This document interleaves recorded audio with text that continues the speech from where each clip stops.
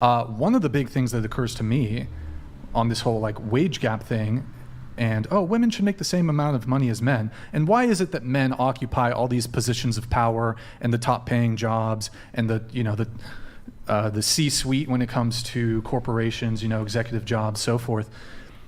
Could it be, given all of your answers here, that you want a provider, that men have a mating pressure on them, a very real mating pressure that does not exist in women? So if there's like a large cohort of women, again, some women are okay with 50-50. I don't know what the exact breakdown is. Maybe it's 40%, 50%, 60% of women want a guy to be a provider. They want a sole breadwinner.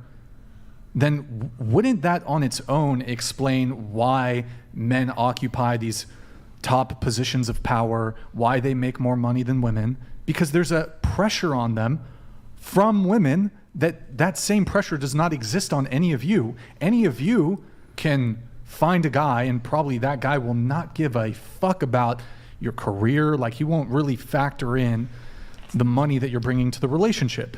Like, so we don't represent the entire female population. Right, but I said even if it's 20% of women want a provider and all the other women want 50%, that is statistically significant enough to put enough pressure on men to be more motivated and more inclined to be providers, to go make a fuck ton of money, to go out and conquer and conquest and get those top echelon positions in society. In addition to just the money, women are also attracted to status. So powerful men at the top echelons of corporations, government, women are attracted to status. Men don't really care about status. So I mean, I think that kind of, it's just your whole, the reason I'm bringing it up, you're making this point of feminist for the general population, but I'm personally traditional. You can't have this like massive push for like, men and women need to make the exact same amount of money, but I'll only date a guy who makes more money than me. But the wage gap, but also I like high status men with good paying jobs and I want him to be the sole breadwinner. If there's enough women that are putting this mating pressure on men, then of course men are going to go out and we are going to inevitably end up in those high paying jobs, and we're gonna take the positions of power.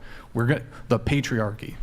You act like both of those things can't coexist at the same time, though. We could have women who want to be CEOs and then how men are the CEOs. I get your point of like what you're trying to make, but if anything, bless you, I think it has more to do with still overcoming parts of history. Not saying that women are allowed to run for those positions, but they're still getting out of the mindset of where they believe that they can. Men are more motivated to get, broadly speaking, generally speaking. I don't know about that. If men are more motivated, then why are more women in higher education than men? Because feminism has rigged the game. It's rigged the system to basically all through, even if you look at how they've rewired, I don't know the specifics on this, maybe Andrew has something on this, how they've kind of changed to some degree how education is done, starting even at the kindergarten level, to sort of, I don't know if pander's the right word, but to cater to the more female way of learning.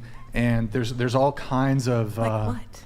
I can't. Nothing's occurring to me that I can give you an example. With, like, people with like ADHD and stuff. Like, well, here doesn't help people. Like, I can answer this actually. Systems. Affirmative action, for example, since 1979, there's been more women going to college and graduating from college. That's almost so.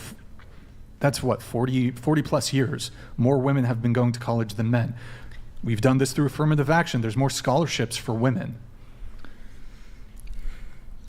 Okay.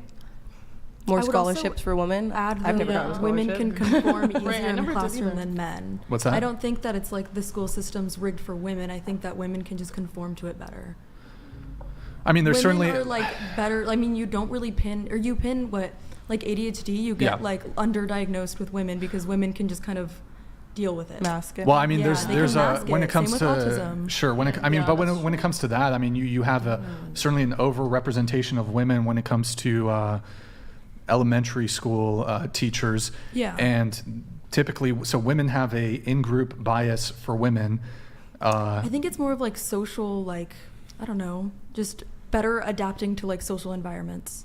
Well, I also think men need to, or boys, I don't know, I'm not super privy to this, but I think boys probably need more breaks to like go out and do PE, but it's, I don't think, honestly, I don't think anyone is meant to sit in a chair and listen to somebody else speak for like 9 hours. Yeah. I could be wrong on that also one, agree with that, but yeah. I think school education, its purpose is to basically prepare you to be a good worker drone, a worker slave. Okay, sit here, shut up, listen, do what you're told, do this fucking bullshit task.